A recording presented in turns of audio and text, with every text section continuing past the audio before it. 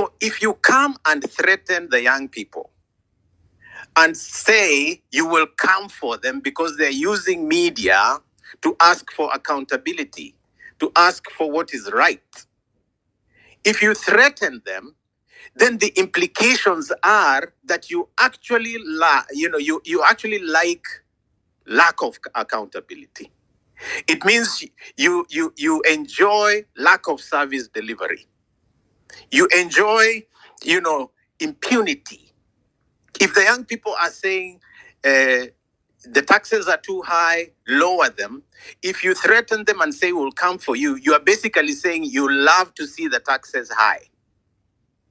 It's not rocket science. So the real motive is to get wealthy. The real motive is to loot. The real motive is to compete against the Kenyatas and the Mois and the first Kenyatta. So you want to compete so that the way they looted, you can loot like them or outdo them. It's a very egotistic thing. Who was that journalist? Eric Latif. He asked Ruto during the presidential debates of 2022, how much is enough? Yeah. So when you see Joho and the rest talking the way they do, it's because the young people are threatening their looting empires, and so they want to loot as much and keep it in the 10% and below of the top cream that has everything, and make you and I, the 90%, stay poor.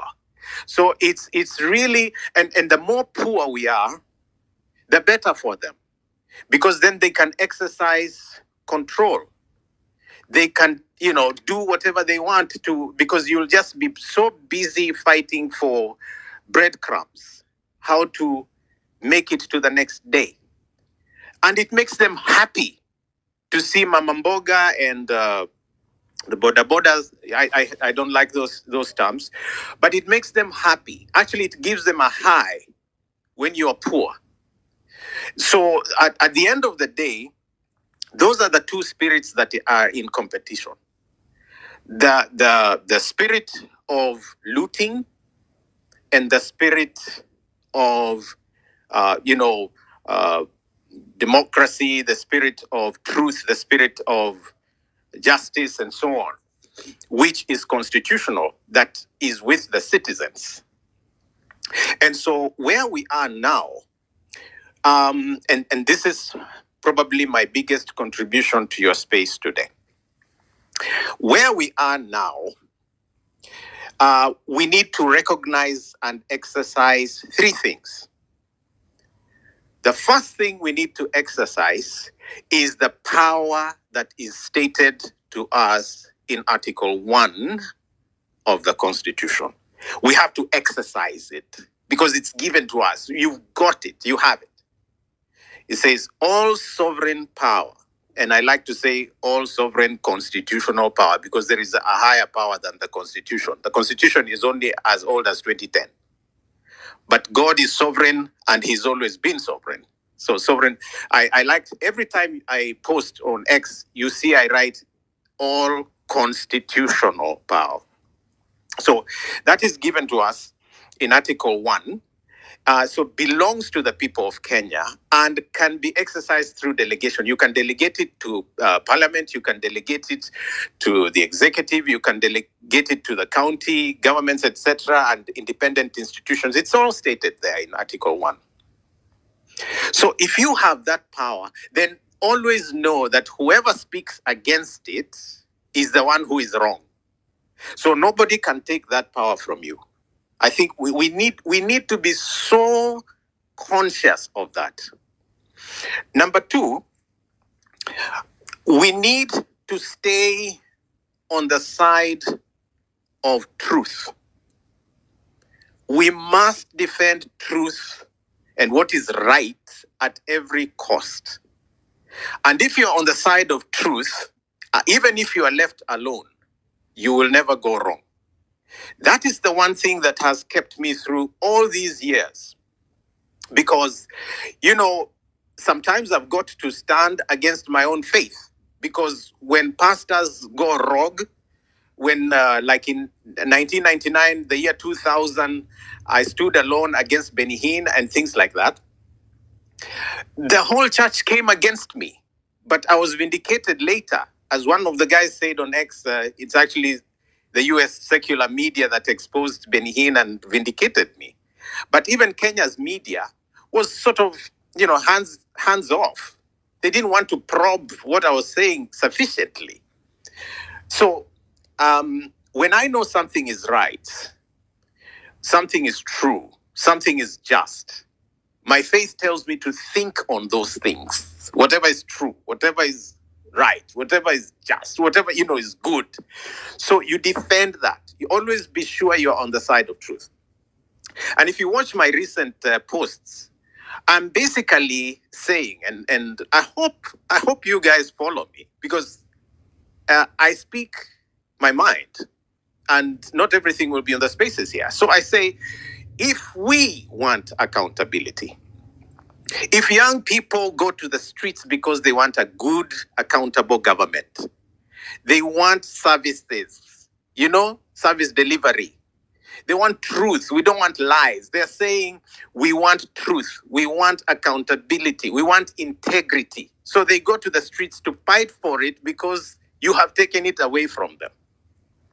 So if you come and threaten the young people and say you will come for them because they're using media to ask for accountability, to ask for what is right, if you threaten them, then the implications are that you actually you actually like lack of accountability. It means you enjoy lack of service delivery. You enjoy, impunity. If the young people are saying the taxes are too high, lower them. If you threaten them and say we'll come for you, you are basically saying you love to see the taxes high. It's not rocket science. So I want you to always be on the side of truth, and that will help you to gauge in every situation the utterances of the politicians and anybody, even in your family, at your place of work. If you're on the side of truth, you're fine. So when Joho comes and says, you people have a people and they're going to control social media, etc., if you get scared, it's because you don't understand truth. You don't understand the power of what is right, what is just. So I don't want you to lose that. So you can take a stand against Joho and against Ruto and against anybody that violates truth. Lies will always be wrong, whether they are stated by Ruben, Kigame, or Ruto. If I lie to you, I will be wrong. So if you're on the side of truth, you can criticize me when I lie. And that's the point I'm making. That so first of all, know that you have constitutional power. 2, be always on the side of truth. And 3, and which is really most important, is let us be people of vision. What is our vision?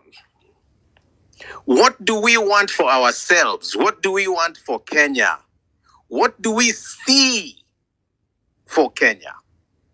Once you understand your vision, then you go for it and don't get sidetracked. You go for it. I'll give you the example of an architect. When you're going to build a house on an empty field, we unanunua ploti, kila kitu kiko hivyo tu, it's plain. So you want to build a house.